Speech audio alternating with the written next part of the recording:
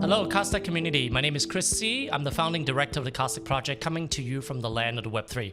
Today, on another episode of Fireside Chat, we're going to talk about NFT, which is a very, very big component of Web3. And today, I'm with Adam McBride, NFT Archaeologist, who apparently discovered through his community some of my early NFT work when I was working with Bitcoin and NFT. So I guess we'll go down to that fossilized rabbit hole and see what's going to happen. Welcome, Adam. Chris, it's great to be here. We're talking my favorite subject, so this is going to be awesome. Yeah, it's so interesting to have a break in this amazing journey of NFT. We can catch our breath a little bit and say, so how do we get here? Like, what gave us this opportunity to both dream and have nightmares at the same time? And what was the idealism and stuff like that? So I was lucky to be in the beginning of it, but I can share a slice of my story. But I'm actually super curious in your kind of role as our resident professor of archaeology of NFT arts or whatever. What is the thing that got you into looking at the fossils of NFTs?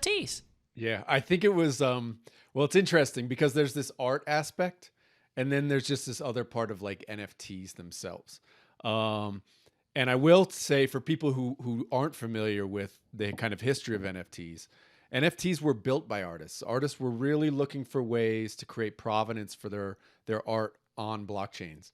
And so for me, I mean, I've been into tech and I've been into, Ethereum. I built coins back in, 2017, 2018.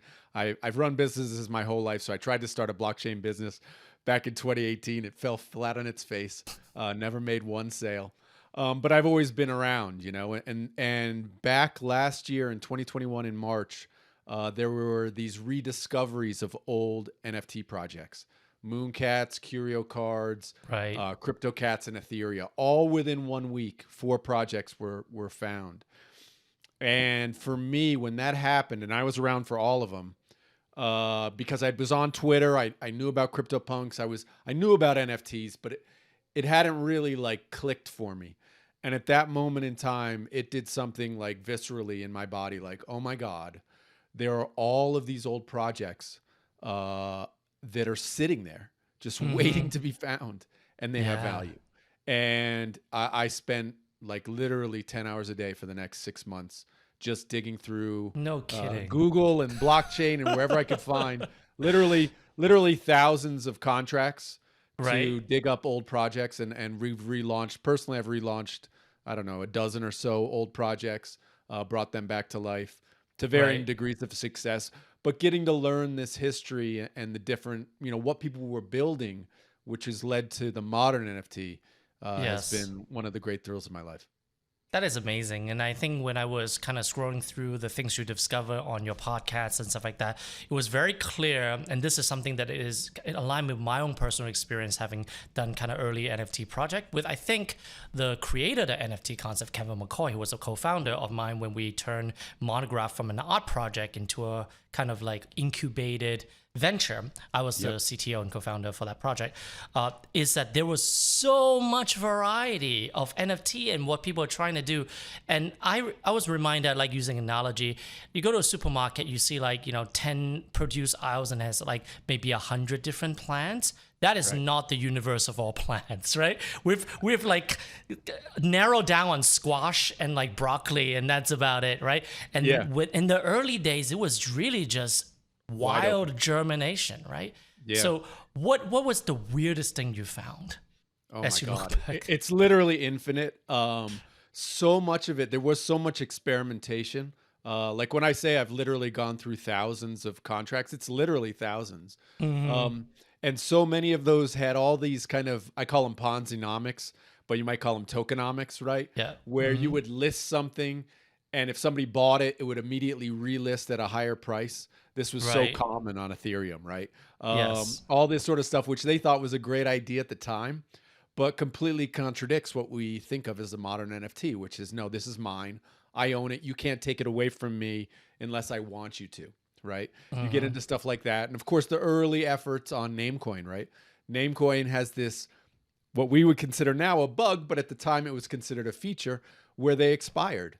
right? Mm-hmm, Expired after 6, 8 months, right? yeah. And the people who were building Namecoin thought, well, this is a great idea. It's like a URL marketplace. It's like, Google.com eventually will expire. And if Google doesn't renew it, somebody else can buy it. It creates a vibrant marketplace. They Yeah. thought that was a good idea for NFTs, right? So Mm. you get all of these crazy experiments. I look at it as, look, these are all just bricks on the road to get us to the modern NFT. And the modern NFT, no matter how much we like it right now, I'm sure is going to change over time. And we'll look back in a decade and go, God, they were crazy to do that back then. But Yeah. that's where we are right now. The modern NFT to me is a particular species of NFT, and if you talk about the 10,000 personal profile pics, right, 10K PFP, I try to expand out this acronym because I don't know if they will make any sense in 3 years if you don't expand it out. Right. And it is a particular class. And what's interesting about 10K PFP is that in some way, they were similar to the work that I did early on, which is one-on-one artwork, right? Mm-hmm. So they are unique. Each one is unique. At the time when we built Monegraph commercially, we took this idea that a unique name coin can be kind of related to a particular artwork. And with that as Quantum from Kevin McCoy, who was the first NFT sold in Sotheby's. Kudos to him. And then other type of like things that was exchanged on the Namecoin based Monegraph platform before I got involved.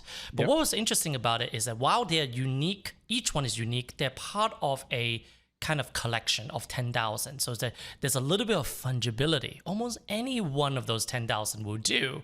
It's even though we call it non-fungible NFT, it's almost like there's only 10,000 tokens and you can only own one each.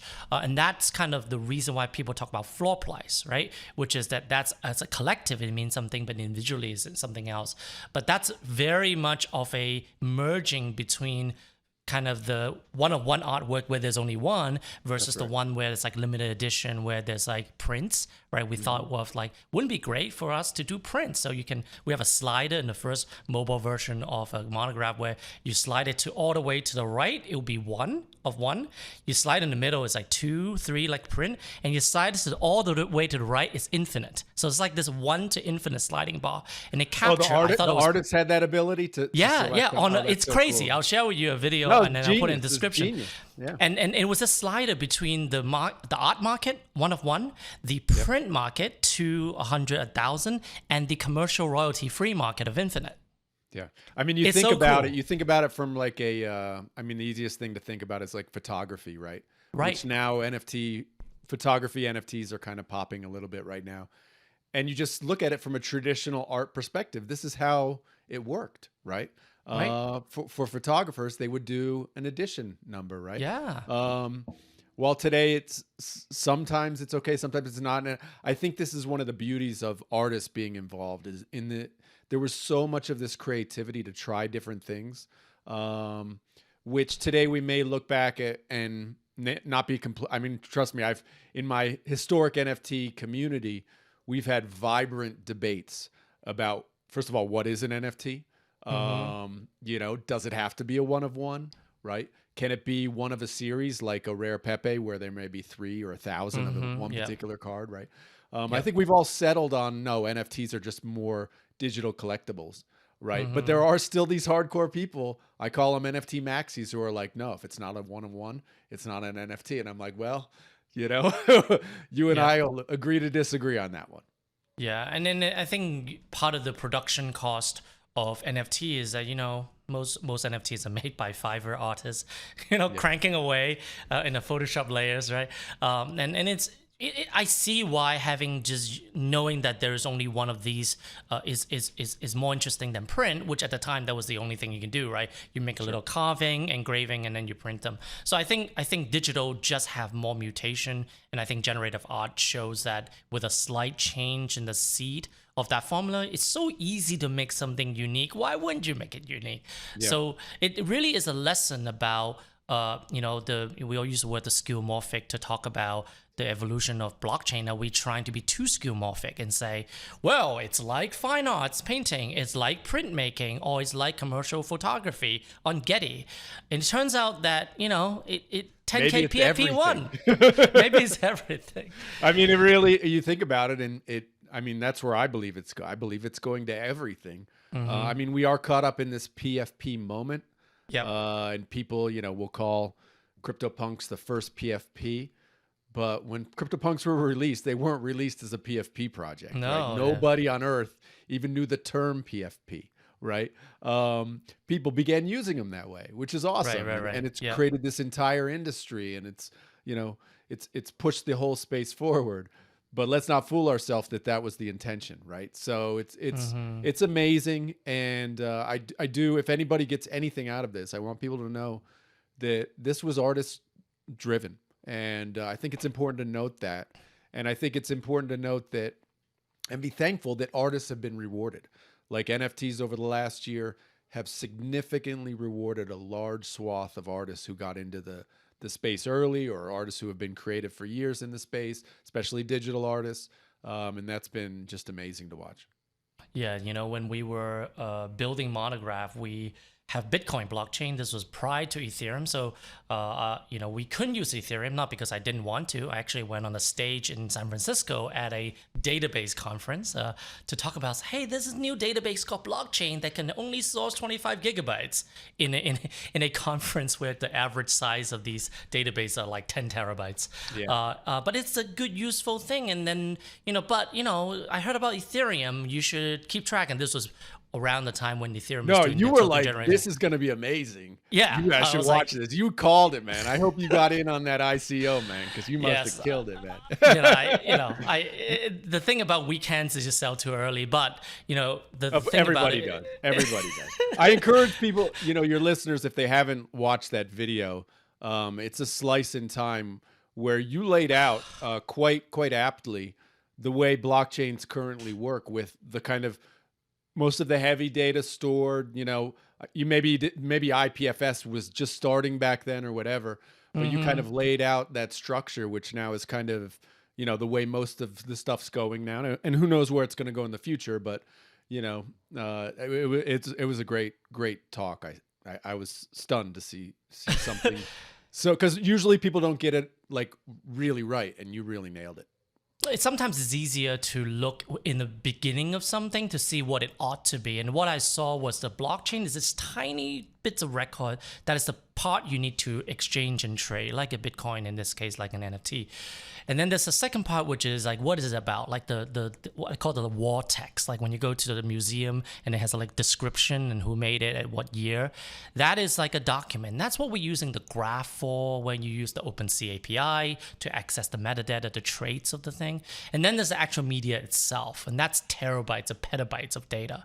So we were talking about gigabytes for the blockchain record, terabytes for the metadata, and petabytes for the actual media themselves. And that was kind of the reason I presented as the database conference, because when you're building Web2 applications, you think about these things. Sure. And the one thing that was missing, I gotta say, when I was talking about Ethereum, I got so excited about it. And that was about the month where I was meeting different people like Joe Lubin, his son Kieran, and Vitalik, and just kind of hearing what they're saying. Obvious that was still early on. So when I kind of took the job to be CTO of Monegraph, I was like, well, I need to build something tomorrow. So what do I use it for? What I did was use Bitcoin as that gigabyte database, and then use Stripe, right? The payment solution for OpenSea, like buying and selling. So every single time you buy an NFT, you're paying the artist as if they were an Uber driver. Gotcha. Right? Yeah. And then they have that in the balance, and they can pay someone else using a credit card. Yep. So it was piecing together that stuff, but you can't really play money games with it because you're quite restricted what you can do with these kind of like credit card based marketplace. In a way, Monegraph commercial, it was a marketplace, except you're buying these things. And I can say, we were so excited when one person uploaded an artwork for $500. Like, $500, that is so much money. And now you see a PFP that's selling for 100 ETH per day or now. It's like, what is going on? It's literally insane. When I have a lot of friends who are part of like the Curio Card project, right? So this was a project of 30 cards, kind of like baseball cards in that, there were maybe 100 of one card and 1,000 of another, but these sold for $0.25, on launch day. And one, middle of last year during the super hype cycle sold for 250 ETH. And I think I made a Twitter post about it. I was like, I believe this may have been the greatest investment of all time. The person bought this for $0.25 and just sold it for, I don't even know what it was, like $850,000 on that day. You know, this stuff doesn't happen in real life. This is like, this is miracle money, I guess is the only way to put it. And it also showed that there is like a tremendous amount of energy around cultural valuation. And culture is not just artistic, is belonging, is meaning, is history, is archaeology, is bragging rights and all the stuff like that, right? Like, I don't think we will have anything of the Renaissance movement if not the patrons trying to one up each other in their funding of talented Mozarts in the world, right? I've worked with, and like I've been part of a team trying to do music, NFTs and supporting artists this way. I think it's a real renaissance for musicians and artists in general, where it's like we've gone back to the 1500s, but rather than having to be a lord to like support an artist, like everyday people can actually support artists. And this is game changing. People like my normie friends and family, when they're like, what are NFTs really about? I'm like, this is what it's really about.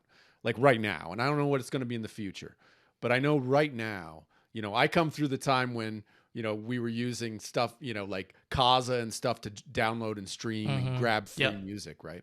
Yeah. This flips that on its head. This is like a small artist with 1,000 fans I personally know musical artists who probably have 1,500 fans and are making a living using NFTs, because those 1,500 fans can give a few $100s or $1,000, buy an NFT from that individual creator, and support that person to live his life, to live a lifestyle, not be a guy, not be Paul McCartney, but be an artist.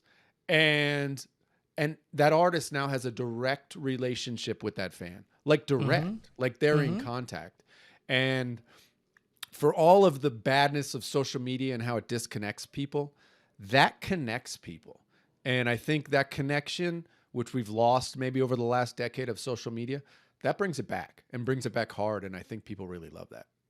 And I think you mentioned Spotify being kind of the spiritual replacement of Kazaa, which is the free thing. Yeah. And it was great for people who are streaming, 100 million stream, but less of that, right? Like if you're south of that mark, it's an unmeaningful amount of money. Exactly.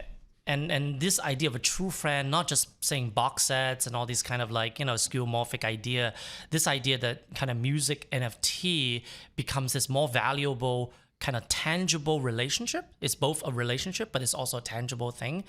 It's really something that changes what is possible in the creative life, right? Because the thing about creative life is you want to work for yourself. Like every artist and everything. So I want to be able to not go and do this advertising creative job. I want to work for myself and support myself. And the slogan that we had at Monegraph when we figured out what we were doing was the slogan is not, instead of work for yourself, is make your work for you.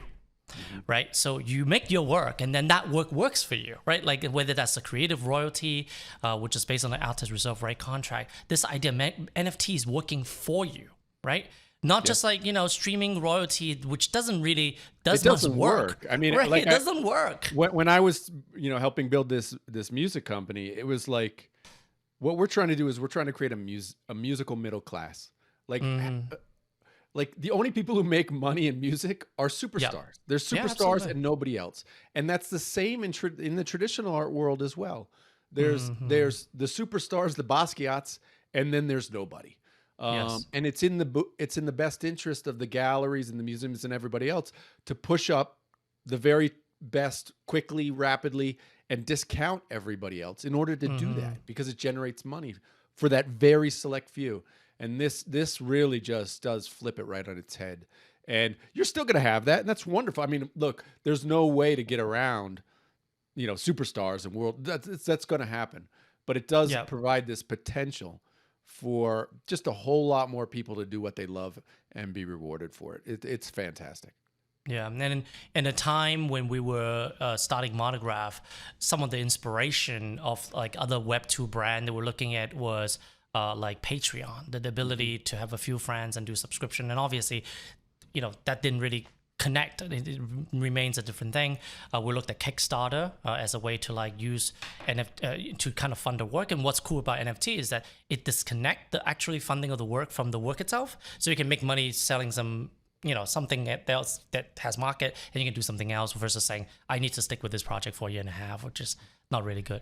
But one thing that is interesting is that people are using NFT minting or sales as that Kickstarter. That's right. It is. I mean, I've done Kickstarters before. I had businesses where I've run Kickstarter events, and obviously everybody knows about Patreon. This is better than both of those. It's like both In what of those sense? are 2.0. It literally is better. And if you use it creatively, it creates much deeper connection. It's better. It's better. I mean, for me personally, I wish the SEC would get on board and open up rules where people could use kind of NFTs more as like an equity funding ability. I wish something like that could happen, because I do think if, for example, I'm from the U.S. I live in Costa Rica, but I'm from the U.S. If a country or the U.S. were to get on board with something like that, imagine the creativity and the amount of movement of wealth that could happen when I could fund a kid who wants to start a coffee shop in Colombia, or, an artist in France, across the world, and then not only but actually benefit monetarily if they succeed. Like if that was allowed to transact, I think it would release incredible creativity. The issue is it's just not legal to do, right? And so I think to our own detriment. Like I talk about it quite a bit. Not many people do. A lot of people just throw their hands up and go, no, this is the way it is. But I feel like there is actually an opportunity for, if enough people stand up to this, to make it a potentiality in the world where, this sort of funding mechanism can happen, rather than it have to be a donation or something like that. Why can't it be, I'm funding them? When you talk about people, they'll do like these gifts of $100 or something to somebody to start a small business. Why can't I actually fund them? Right. This could be done through the blockchain and stuff like that. I don't know. It's just something that bothers me a little bit. Yeah, it's a sensitive subject as far as comes on the, if you, let's say you and I write a song together, right? I write the music, you write the lyrics, or you write the music, and we collaborate on something, or drum beat or something. You get 50-50 on the publishing and the recording. And then let's say this becomes something that makes money. In 20 years, will still be getting a check from some society or some record label or some, private equity that bought the record label for your proportional share of it. But the thing about the collaboration of the ability to buy into this slice is something that is all tied up in these old laws. On one hand, old recording contract laws from record company taking 85% of everything you're going to make from that thing before they give you 15% if you're lucky, to the fact that, how do you even let your fans buy into that revenue stream? Like, I know Royal and Join Royal is doing these things, but there's a legality aspects of it. There's also a processing problem, which is that the blockchain is not very good at processing micropayments to 40 million people, right? Sure. We're still in the blockchain world where we can kind of process one at a time. Like I sell to you, you sell to someone else, and there's some kind of profits or losses between that. But as far as the actually making the cash flow of the value of that work as it lives its lifetime through the Dominican incarnation, really does provide a new incentive beyond speculation of why you want to participate in an artist's life. So I think it's missing in both technology and in regulatory clarity. It needs to be built, right? I mean, it's like people have been talking about it. I mean, I'm sure you were aware of people talking about this. Even I talked to Adam Levine. I had him on my podcast he was building MTM series in 2016, which was trying to do this for musicians, right? And it's hard. There's no doubt about it. This is hard. But I think what has happened with NFTs over the last year, where we've had this huge kind of push of money come in, and a lot of VC capital, and some people don't like VC capital. I've got nothing against VC capital coming in, because when they come in, stuff gets built. And, and I think we needed that push of money to try and move some of these kind of ideas forward. Yeah, and I think we are in a situation where, because of the trading and the speculation and the both success of certain segment of the market and a little bit of disappointment of not being able to get to something, we've got the smart contracts, which didn't exist when I worked on Monegraph in the beginning. That's really exciting. If someone say to me, hey, Chris, can you build a contract that will split the revenue 10 ways and send it this? Done. Yep. Doable, Done. right? Assuming you can, right? Yeah. Like there's no question that it is technically possible. Right. The question is, though, how do you get the money into the top of that pipe, right, to then distribute it? And so yeah, there like has what to is be your like revenue? this legal layer sitting on top. Yeah, almost, and right? most likely it will be a slice of something. So it will be like you get a percentage or something, and whenever you pull something together, the slice is governed by different rules. Now, however, if one person pay for studio time, let's say you're recording a song, let's say I pay for studio time, I contribute one word to your song, right? Hey, okay, that's the beginning. Hey, I can still get 50% of your royalties. Sure. So that's it. So All depends. maybe If you're Snoop Dogg saying that, you get half, man. yeah, exactly, or Pharrell, whatever it might be. So maybe the way to do it is to get all your DAO contributor to contribute one word. And just write them in as the writer. Hey, there you go, man. Because they're all each providing work, right? So they're right, therefore they're exactly. all part of it. So maybe the liner notes is like part of the creative work. I don't know. Like so I feel like if we want to do this, we have to kind of do a little bit of creative analogies, right? Which is, this is like making something together, not like funding someone lifestyle or buying as a private equity the future catalog of David Bowie. And that's financial, and it deserves the type of classification and protection or regulation. But if we're just gonna make a thing, let's make a thing. What's going on here? So anyway. Actually, I have one question for you. Yeah. Because this is something in my community, the historic NFT community, we've discussed a lot. So with Quantum, right? Yes. It expired, right? Yes. And then Kevin reissued it on Ethereum, and it was purchased by ERC 721. Yeah. Yeah, it was purchased by Silly Tuna, right? And Yeah. he's a super nice guy. I actually just did a collaboration with Sarah Mahoyas, who's from maybe you've heard of her from Bitcoin. We put together a gallery, and he donated, not donated, but he allowed that work to be shown, and it was great. But the idea of provenance, right? Yes. So it did expire. Yes. And somebody else claimed it after it expired, right? Yes. And I'm not saying you have the definitive, take on this, but what's your take on that? Because Bitcoin or blockchain maxis will go, no, the chain is the chain, and you can't, once you move it, there's, but I would love to know your take on the provenance record there with that. The provenance network, in that particular sense, is the legal definition of the statement that Kevin wrote, which is whoever possessed the token possessed the right to the artwork. That's a legal contract. Right. What we are asking is not whether the name coin was transacted or whether the ERC 721 was minted once sold as Sotheby's. Is what is the meaning of that sentence? The same way constitutional lawyer debate a well-regulated militia, right? Like, so what does those words mean? What does it mean token? Does it say name coin token? Does it mean a token that can be replaced with another token? The same way I can have a bill that I can give, let's strat it, and then the Federal Reserve give me a new one with a different serial number. Is that the same thing? If I print out a new contract in, with the same signature or DigiSign, if I print, like that's the interpretation. So what's interesting about this is that it was not a debate about the actual record. Like if you can renew that name coin name, you possess that thing. It's just whether that thing they possess on the name coin record translate to ownership. It would depends on that legal terms. So it's wetware again, right? It's complicated. That's what I It's like to complicated. and it's no different than what Packy got in trouble for in the podcast, talking about whether blockchain and buying real estate and title, right? Like, yeah, you can have a blockchain record, but does that correlate to this building? Yep. And would the courts the court martial or the police evict the person who's in your trespassing if you buy the thing. So to me, there's no getting around that other than purely digital stuff where the whole thing is locked digitally. For example, you need to possess this token before you can encrypt or decrypt this file. Right? And anybody has that can decrypt it.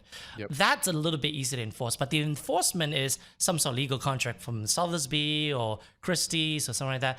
Then at the end of the day, it's just lawyer duking it out in court again.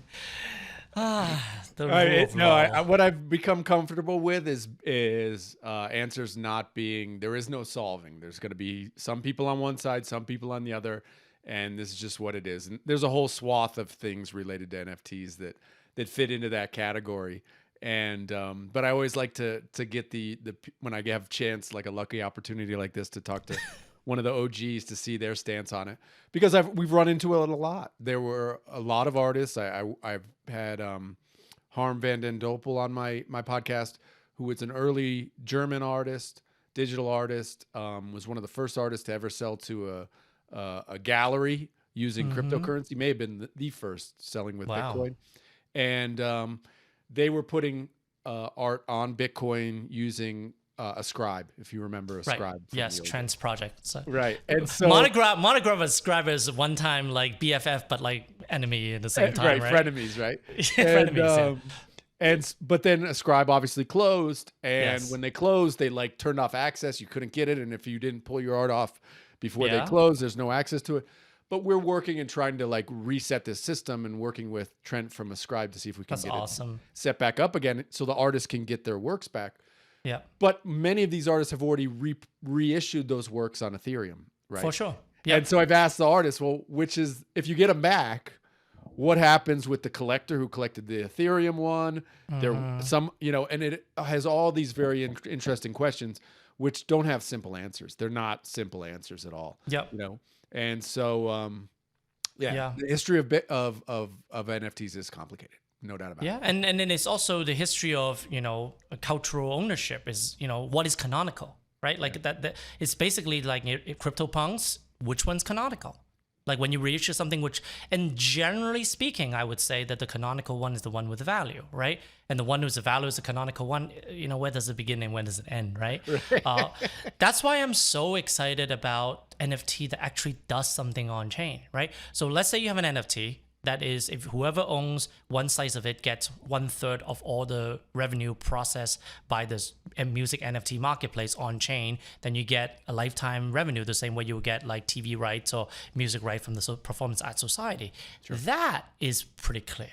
Whoever owns this token get this cash flow, assuming this is allowed in terms of security law.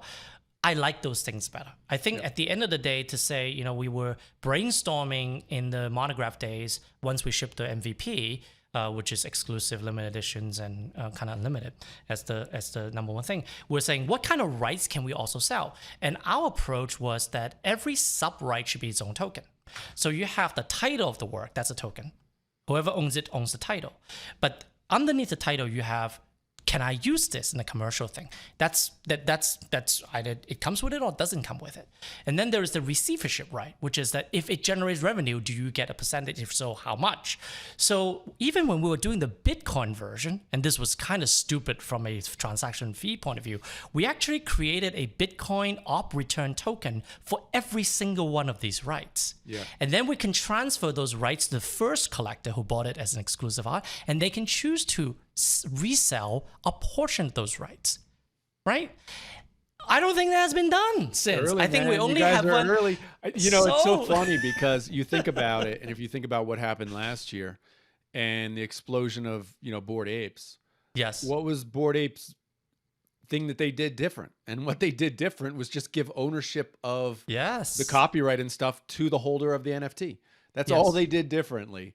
And it completely exploded. I'm not saying that was the only thing that contributed to that explosion, but it was a big thing, right? And that so sometimes you're too early, right? Yeah, way too early. I mean, these are the rights that. So I'll just read you to a slide, and I'll put that in the description. We have two contract. The number one thing is copyright. right? The second one is title, license, offer, consignment, work for high terms of service. Clauses, users right, resale right, publicity right, sub-license right, receivership right. The source file or the preview media, very different to be able to recreate the After Effects file versus just to view the beautiful thing. And then the payment processing, a one-time payment, ongoing payment, and the fees owned by owning that, like a creator royalty. There's 1, 2, 3, 4, like 14 things. Those are all tokens. And it blows my mind that today we don't have any of them as tokens other than title. I don't even know if it's title. I think just a representation. It may not even be title. Yeah, it's I don't know. One step forward, two steps back, right? Yeah, sometimes it just takes you just never know. You never know what's going to be the thing to click with people. Yes. I mean, I've done enough business, you have too, obviously, to know you never know, right? You give it your best shot, and you guys were obviously trying to do maybe too much right at the time. Well, for sure. We felt the obligation to think through all the things that NFT can be, from distribution, social media. We came up with an interface. We didn't build it where you can bid on something, kind of like OpenSea. So we saw the importance of that marketplace and that liquidity and that kind of bidding automatic fulfillment infrastructure. But it's a lot to build on Bitcoin and Stripe, right? But what's amazing about it is that while our understanding of NFT as a specific concept is still early, right? Evidently, we haven't talked about other rights of thing. The infrastructure is mature, and that's pretty interesting. Like when you have early implementation of a concept, but very mature tools like computers and internet, eventually those concepts will come into play. Mm-hmm. So maybe in the archaeology is rediscovering a new way of doing an old way of doing things, and you do it in a new way. Well, and suddenly that might be true. I didn't really it might just explode. You may just, in your study, identify not only the ingredients, but also maybe the imperative to do it again. That's interesting. I hadn't really thought about that, but yeah, it is. It's always interesting when, I mean, part of the beauty of my journey over the last year, not only is bringing people back from the dead, because like literally, I mean, you've run businesses. Death. You know what? Imagine if I could go back and pick one of your old businesses and bring it to today, and it's a huge success, right? It doesn't happen in normal waking life, right? But that's happened with people who built blockchain projects and NFT projects back from 2016 and 17, right? It's happened for them, and that's been a real thrill. But also, what's been a thrill is to see the people who were building stuff that now we go, of course, right? But at the time, people were like, well, that doesn't make any sense, or that's stupid, or I'm just not even interested in that, right? Yeah. And I mean, for me, and when I talk to people about, investing in these old assets, I mean, I always tell them, look, when I'm talking to them about the potential of investing in them, I'm saying, look, this is all based on the future of Web3, right? We're talking about it right now, but we have no idea where it's going to go. I think it's going to be the biggest thing in my lifetime, but it may take 15 years to get there, right? But if we get there and it's something anywhere close to what I envision, the very, very first digital assets ever made in the world are going to be tremendously valuable. And I have zero question about that. But it does depend on Web3 actually happening. And and it's really been a long time. So I think the spirit of like Andreessen Horowitz in the releasing in the PR saying, it's like 1995 in internet, like 10 years ago. Yeah. And then it's like 1996. It's like, well, we have 10 years of Bitcoin and 7-8 years of Ethereum, and we are still only elapsed 1 year. This is hard. It's hard. This whole inversion. Really, I say this is actually maybe even more difficult to build than Web 2. I mean, I think it's more difficult. Because it's just many more layers, and you're laying in this whole monetary aspect on top of it as well. I think it's harder to build. I mean, we've been talking about, we have NFTs back from 2011, right? On Namecoin, the .bit addresses, the puny codes, like people have been doing those. Like, I think that's one of the cool things. Like, I'm sure nobody listening to this has heard of puny codes before, but these were on Namecoin, and basically they were able to embed images into like URLs, basically, is how I'd put it. Right. Yeah. And they did it simply because it was artistic. Like it allowed me to put little funny images on the blockchain. Like people are natural artists. This is the way people work. And they had no idea that NFTs were going to be a thing. It was zero clue. It was just done because they found it interesting. They thought it was maybe cool. It was fun, you know, and that's how stuff gets built. And, you know, eventually something works, you know, like Bored Apes, and we all laugh at it and everybody goes, this is stupid. And why would you pay $250,000 for a picture of a monkey? But when that happens, guess what happens? $20 billion comes into the space because everybody wants to do the next Bored Apes, right? For sure. And when that happens, more stuff gets built. And so now I'm super bullish. Yeah. You know, I think, you know, we conceive of the Web3 as the land of the Web3. And the reason we call it the land, it is really like migrating to the Americas from Europe, right? It's infinite potential. You can have the same rules and new rules and whatever it might be, and it may be the same people, but it's totally different climate. It's totally different types of geography and maybe different laws and stuff that. So we call it the Great Migration. Right now, we are like the couple of settlers going around. It's like, this is gonna be big, and then you send your letter back to Florence or some shit, and then you're like, what is this person talking about? This river that never ends in the Mississippi, in Italian, of course. Where did you go? It's literally exactly like you catch it. It's like I'm standing you're in Manhattan in you know 1650. This is gonna be amazing. Yeah. And I'm back in Italy. Like, what are you talking about? Bro? What are you talking about? And I think all these, like, you know, open letters of the skepticism and cynicism in some case, you know, in group laughing at the out group. Right? That's essentially what it is. It's a lunch table dynamics in high school and middle school played out again. Nothing wrong with that. That's just the nature of human and how we sort things out. But it's, you know, go to Manhattan in 1650, stand on the back rock and look at how, you know, look at the Hudson River and see where that leads. Look at the sea and where that goes, and look at the rock and see how solid this is. Look at the density, look at the culture, and it's like, how can Manhattan not be a thing? That's right. That's right. And that's, I think, what we see. Like, you know, but there's nobody here. Like, there's a time where you go off north of Wall Street, it's like wilderness, right? It's like farmlands and cows and stuff. And it was like, you know, what is Wall Street? It's like, that is the end of New Amsterdam, right? Like beyond that, you're on your own, right? Like, and that is hard to explain. And to me, it's like, if there's an opportunity to buy a plot of land in Midtown Manhattan, give it to me, right?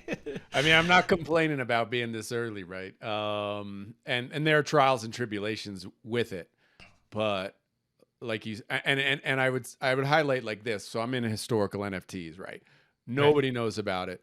I say to people, there are maybe 2,000 people in the world who know what the heck a historical NFT is. Like there's nobody, right? Yeah. But that doesn't prevent the price of, you know, Nakamoto Pepe's from being 100 ETH, right? Yep. That means there are 2,000 of us who recognize this and already value a Nakamoto Pepe at 100 ETH. Okay. Yep. What happens when that 2,000 is 2 million or 200 million? You're not going to be able to buy a Nakamoto Pepe, right? They don't make them anymore, as they say. They're not making anymore. They're not making anymore.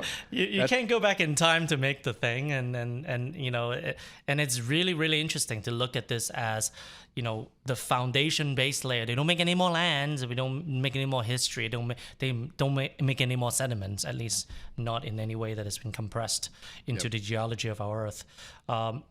What I am quite interesting, and this is something I want to kind of ask your thoughts on this, is that as we build on top of this thing, what do you think would be the type of innovation or like clicking moment that will make this so that more than 2,000 or 20,000 or 200,000 people get this? Like, I'm still asking this question. I think with the Bored Ape and stuff like that, it's still an exceedingly small number of people on Earth. Like, you may be among 1 in 1,000 of the NFT community, but there's only 1,000 more X of that for all of NFT. What do you think is the thing that will click for people in NFT in general? maybe for the future stuff? Well, there's so many things that need to happen first. I think the first thing that needs to be solved to bring in more people is it's so silly, but the way wallets work, it has to be not only dumb easy, but if I lose my stuff, I know there are people working on these kind of like social recovery systems and stuff like this. That has to happen because like I've told this story before, like my brother, I don't let him hold his ETH in his own wallet. He holds his ETH on Coinbase, right? Mm-hmm. Not his coin, not his keys, not his coins. Yeah. Cause if he had his own keys, he'd lose lost his it already. coin. You know what I mean? He needs it on Coinbase. Yeah. Right. And that's most people, myself probably included, right? That's most people, right? That's something that has to be solved first. Yeah. All this other stuff, it's going to happen and it'll get layered on. But something I say it and it sounds simple, understanding that it's not simple in any way.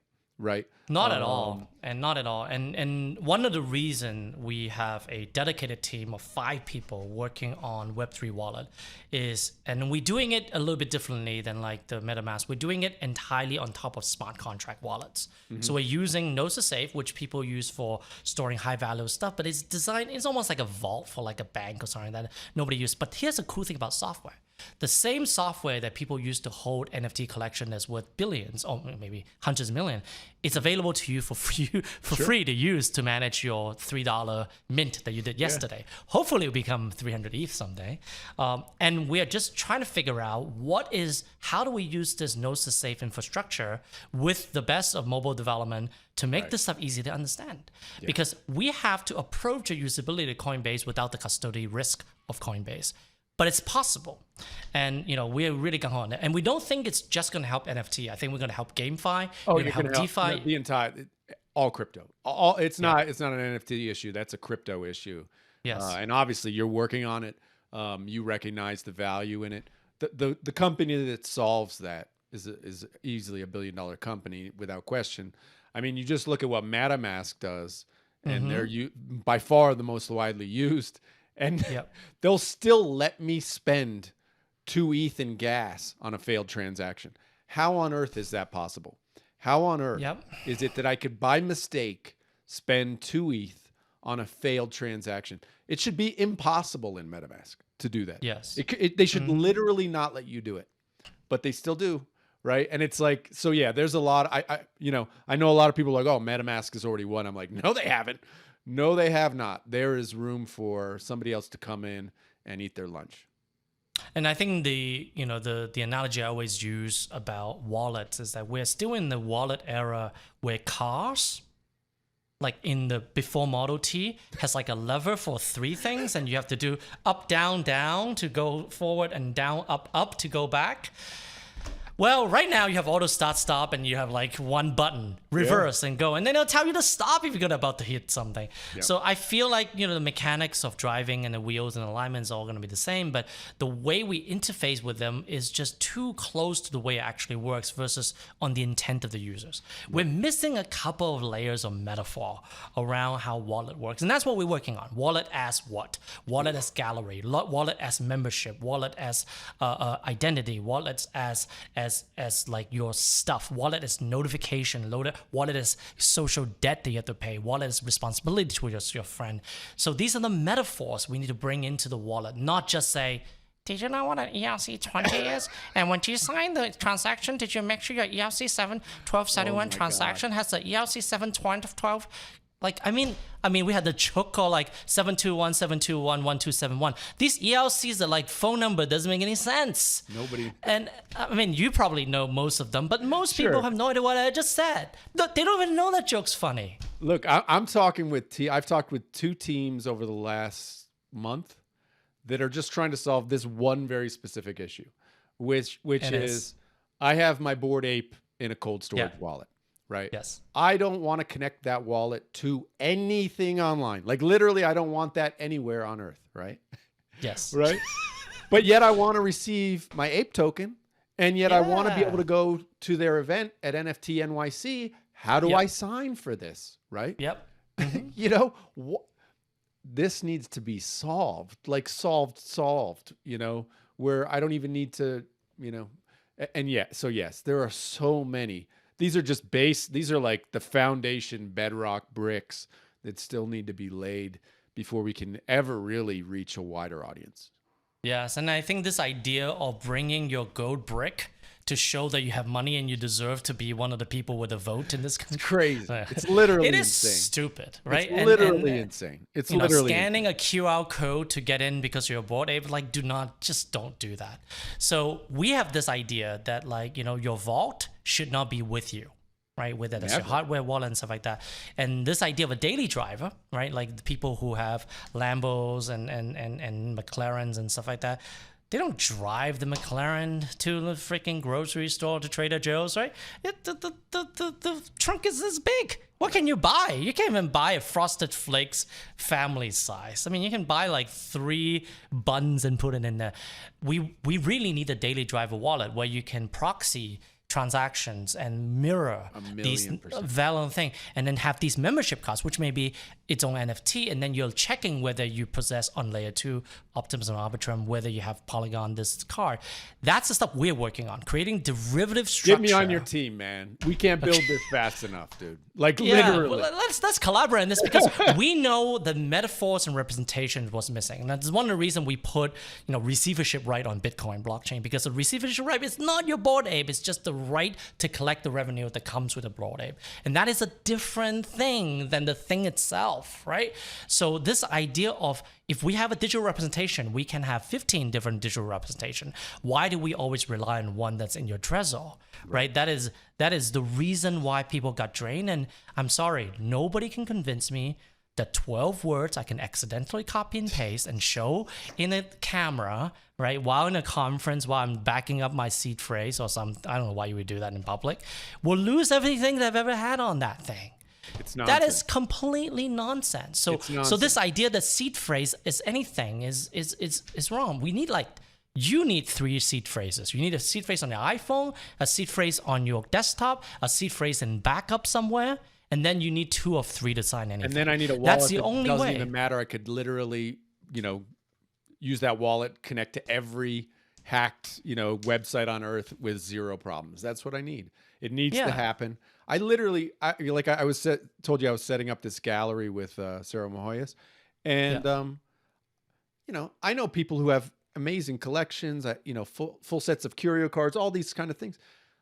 90% of them were like, "Sorry, man, I can't," because we're doing it on Cyber, you know, and you need to like give on Cyber, and even though on Cyber trusted, and still they were like, "I just don't even connect that wallet to anything. Sorry, man." Yeah, I get it. I'm like 100% understand. Don't even connect your computer to Zoom, right? Like there was a bunch of people I talked to. Is like, I am not getting on Zoom with you, and I asked them why not, because I don't want to download Zoom.exe. It's like, I get what you're talking about. 100%. Let's use Google Meet, right? Like, at least you're in the sandbox of the browser. No, 100%. I mean, that has to all be solved, because there's no way people should be losing their fortunes for one wrong click. That should be literally impossible. Has to be impossible. So let's see if our idea of a daily driver wallet or daily driver thing, you know, catches on, and it can be on. No, it wouldn't catch on. It would be on fire. You would not. Everybody would use. I have literally 1,000 people who would download it in the next 5 minutes if we could make that happen. Let's brainstorm what it is. I mean, we have very, very strong ideas about how to represent things on a separate chain, not bridging. But, you know, bridging is a type of representation of that same thing on a different chain. If we can do that on a safe chain that is low value, but it gets you all the benefits, and people can token gate those in and have like tickets associated with it, I think it's much safer, and allow the asset collection on, you know, big chains like Ethereum's and stuff like that to continue to be the vault. And, you know, if it costs $200 to move something every couple of months, it's okay, right?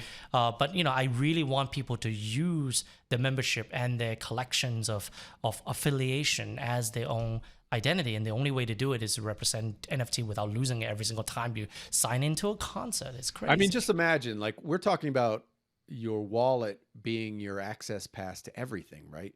literally log you into every website, everywhere you want to go. It's just your wallet.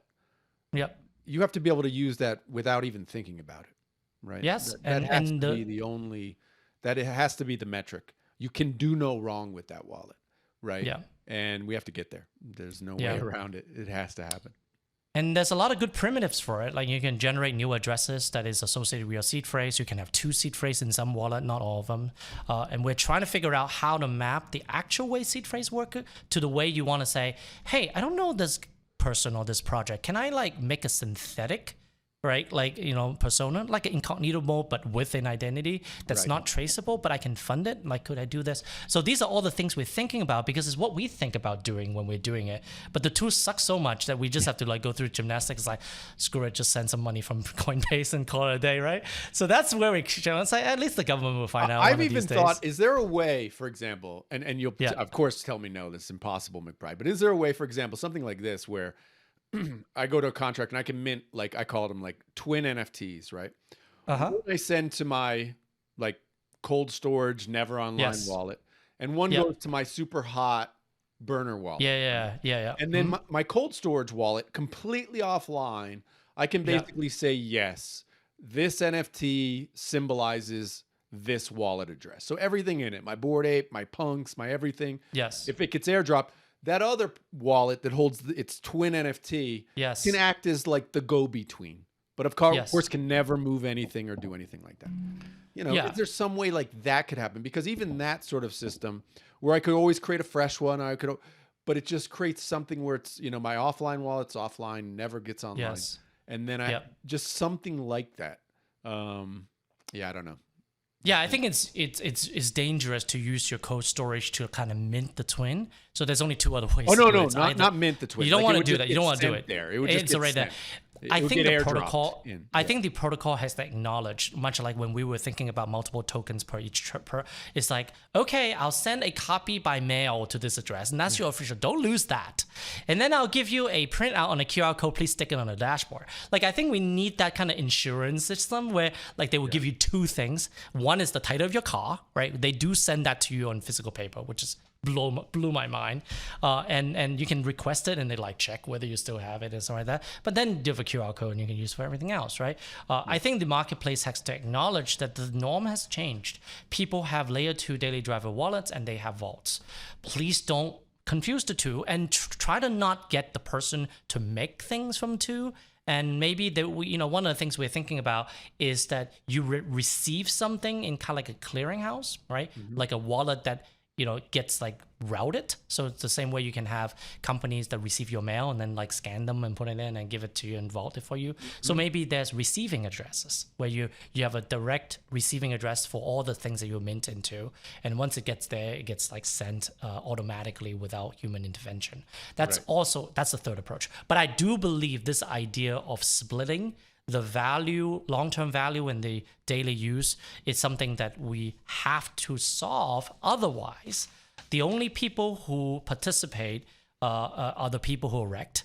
And the only people who don't do anything is the only people who are rich. And that's not good for the ecosystem. It's not good. It's not good at all. I mean, if you followed on Twitter over because everybody's getting ready for NFT NYC and people are like, the Bored Apes, how do I get into the party? It's just like, there's so much tension around it. Rightly so. Because you've seen all these people who've lost their apes over the last 6 months. It's terrible. Yes, and it's very, very easy to attack you, right? They know what you are, and this whole idea like celebrities, a target, and OPSEC is difficult. Like, a good question is, do you travel with your wallets? Which one? And those there's no real, like, people talk about how much alcohol you drink per day, and nobody think about how many wallets you carry with you to NYC NFT. The answer is 0, by the way. I think that's a good idea. But then you won't get into you'd have to be party. crazy to travel with anything, but that's I know, but you won't get into any party, so I know, we have a long way to go. Well, this is so interesting, and I'm sure we can talk for hours if we continue, but like I think there's a concrete I think things that we have kind of agreed on is that some of the most valuable NFTs are in the past. They don't make them anymore. Some of the most valuable NFT that will allow people to really get it and be caught of that hasn't been invented and the tools in there. And that's the weird world we're in. We are both too early and too late. I stopped working on NFT like 3-4 years ago, thinking that it's over, and now it's back and it's still over in a way, this phase. And I'm hoping that what we discussed today, we have a saying within Cardstack, which is our future is in our past. Is that the work that we have done is so early that if we just mine the work that we have done and then use the skill set and techniques and the community zeitgeist to be able to build it, like reintroducing this idea that maybe receivership rights is a good idea, or this idea of digital twin, as you say, is a good idea. That is not new, right? That we people talk about that we can go ahead and allow people to get more and more comfortable migrating to this land of the Web3, because it's super fun, but it would be so much more fun if there's more people here. Absolutely. I tell people, look, when they're like, well, like, when I've given them this spiel, my elevator pitch on historical NFTs, because all I'm trying to do is bring more people into the space, because I know that when people get it, they get it. And and like I said, I'll say to them, like, the amount of time I've been talking to you for an hour, in that amount of time, more NFTs have been minted than all the NFTs in existence pre-2017. Right. Yes. That built-in scarcity is inherently valuable. And so that's the way I like to preface it when people are like, what are historical NFTs all about? I said, that's really what they're all about. It's that combined with, this was the building of, I believe, the most impactful technology potentially in the last 50 years, and so I think it's really exciting. I would agree with you when I was in 2017, and I'll agree with you in 2022. So I think I thank you so much for refreshing not only my memory, but also my conviction that the work we're doing, and obviously we're tool makers, right? We make wallets, we make dApps, we make frameworks for making dApps. We think those things are the key, right? I think my lesson, my learning of building Monegraph with whatever tools is available to me at the time, a lot of the team that worked with me building Monegraph is still with me. The art director, Hassan, who's a lead developer, the framework person, Ed, these are all people who worked on that project. They're working on Cardstack now. We saw what software in support of these blockchain application can be. We want to make it easier for people to build this application, and that's what we're doing in Cardstack. But the imagination of the artists, the people who understand the culture, who value the ideas of the past and reboot them for the future and then integrate them with the new ideas are our users, are the people who make it with our tools. So as software makers, we salute you and your team to want to use these clunky tools to make sense of them and make something out of it. And hopefully with the work that we're doing on the wallet side and then the framework stuff, we can make way for a real Web3 that is easier to use than the one we before, but more importantly, a much more of a bicycle for the mind for people to express what they believe blockchain can do and actually do it. And I think we need that. That sounds amazing. Let's do it. Let's do it. Well, thank you so much for your time today, and I thank community members who connected us on Twitter. Please continue to do so. It's so great to find people who have similar interests, and obviously the Cardstack community is one that I always and enjoy talking to, because they know that something better is coming and the past is not over, and what is in the future is really the promise we're thinking all along. Eventually we fulfill the internet promise, and I don't think that's ending. And Web3, NFT, DAO, DeFi, crypto tokens, you know what, those are going to be debated for many years to come as like, oh, what were the founding fathers of the NFT or the founding mothers of DeFi thinking? And I want to be able to say, you know what, there's a podcast you should go and listen to. That's awesome. The amazing part of the technology. So, as always, thank you very much for our guest participation, and Adam for your insight. And as always, community, thank you for your attention. And until next time, take care.